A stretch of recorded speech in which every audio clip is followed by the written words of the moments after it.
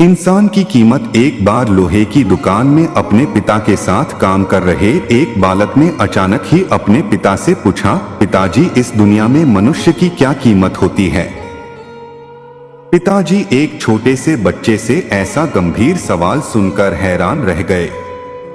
फिर वे बोले, बेटे, एक मनुष्य की कीमत आंकना बहुत मुश्किल है, वो तो अनमोल है। बालक, क्या सभी उतने ही कीमती और महत्वपूर्ण हैं? पिताजी, हाँ बेटे।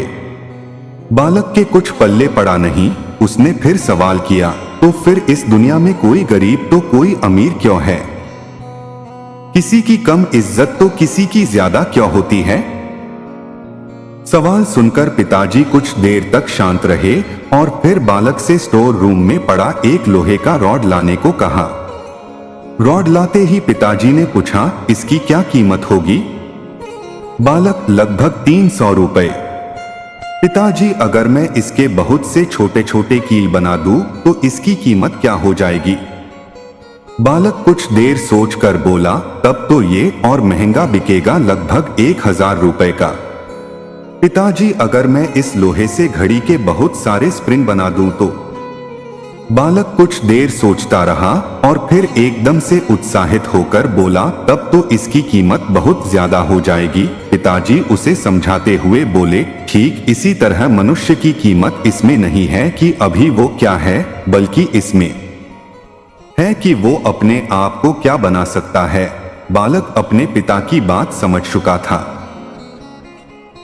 मोह से नहीं मिली मुक्ति, मरने के बाद भी मोह से नहीं मिली मुक्ति। किसी गांव में एक संत आए। उनकी ख्याति सुनकर गांव का एक वृद्ध किसान उनसे मिलने पहुंचा। उसने अपने कुछ कष्ट बताए और मुक्ति की राह पूछी। संत बोले, तुम वृद्ध हो गए हो, चलो मैं तुम्हें अपने साथ भक्ति के मार्ग पर लिए चलता हूं। ऐसा करने से तुम कष्टों से पूर्णतः मुक्त हो जाओगे। किसान को अपने परिवार से मोह था। वह बोला, महाराज, जरा पोतियों के साथ समय गुजार लूं, फिर मैं आपके साथ चलूंगा। संत ने हामी भर दी। कुछ वर्षों के बाद संत वापस आए तो वृद्ध किसान बोला, जरा अपने पोतियों का विवाह देख लूं, फिर मैं आपके साथ चलूंगा।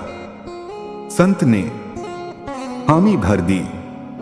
कुछ वर्षों के बाद फिर संत आए तो उन्होंने देखा कि वृद्ध किसान के घर के बाहर एक कुत्ता बैठा है।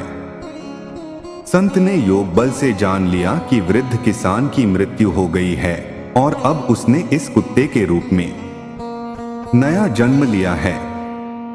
मृत्यु तक रिश्तों के मोह में पड़े रहने से उसे कुत्ते का जन्म मिला है। संत ने योग बल से कुत्ते को उसके पूर्वजन्म को याद दिलाई तो वह बोला, मेरे पड़पोतियां अभी नादान हैं। आजकल जमाना खराब है, मुझे उनकी रखवाली करनी है। वो थोड़े समझदार हो जाएं, फिर आपके साथ चलूंगा। संत हंसकर बोले, अब नहीं आऊंगा, क्योंकि तुम फिर कोई बहाना खोज लोगे।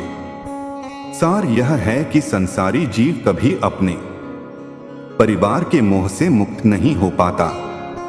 इंसान पूरा जीवन काल अपने परिवार के प्रति दायित्वों को निभाता है, लेकिन जब वह अपने जीवन के अंतिम पड़ाव पर होता है तब भी वो रिश्तों के मोह में बंधा रहता है।